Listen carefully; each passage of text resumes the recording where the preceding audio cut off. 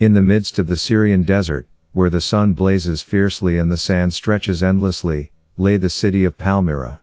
A prosperous oasis along the Silk Road, Palmyra was a melting pot of cultures, where east met west, and caravans laden with silk, spices, and precious stones passed through its gates.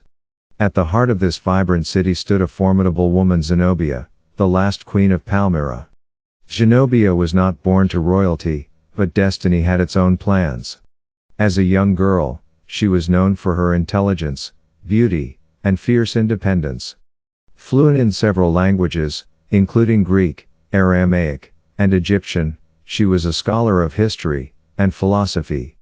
Her marriage to Odenathus, the ruler of Palmyra, marked the beginning of her rise to power. Odenathus was a formidable leader who managed to defend Palmyra from the encroaching forces of the Roman Empire and the Persian Sassanid Empire. However, his sudden assassination in 267 AD left Palmyra in a precarious position. With her husband gone, and her young son, Vabalathus, as the rightful heir, Zenobia seized the reins of power. Under her leadership, Palmyra entered a golden age. She ruled with a firm hand, balancing diplomacy with military might, and soon set her sights beyond the borders of her desert city. Zenobia was not content with mere survival. She dreamed of an empire that would rival Rome itself. She led her armies on a bold campaign, conquering Egypt, Anatolia, and parts of Syria and Palestine. With every victory, her reputation grew. She declared herself Augusta, and her son Augustus, defying the authority of Rome. In the great city of Alexandria, she styled herself as the new Cleopatra, embracing the legacy of the ancient Egyptian queen. Her court was filled with philosophers, scientists, and scholars, reflecting her deep appreciation for knowledge and culture. She welcomed people of all faiths and backgrounds, making Palmyra a beacon of diversity and learning in the ancient world. She adorned her city with magnificent temples, colonnaded streets, and towering arches that dazzled traders and diplomats alike. However, Rome could not tolerate the rise of a rival power in the east.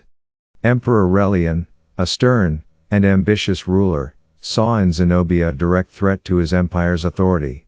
In 272 AD, he launched a campaign to reclaim the territories she had seized.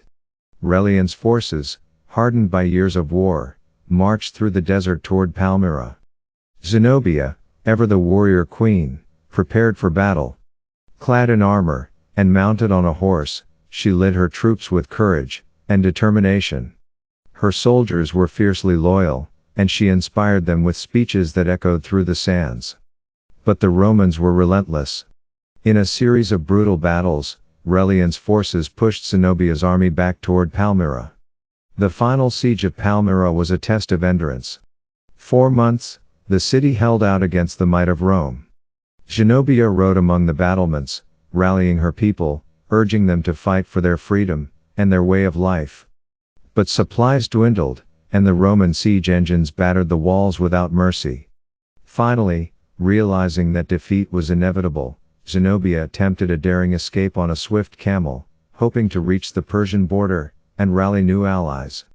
To this day, Zenobia is remembered as a brilliant strategist, a learned scholar, and a courageous leader who dared to rise against the greatest empire of her time.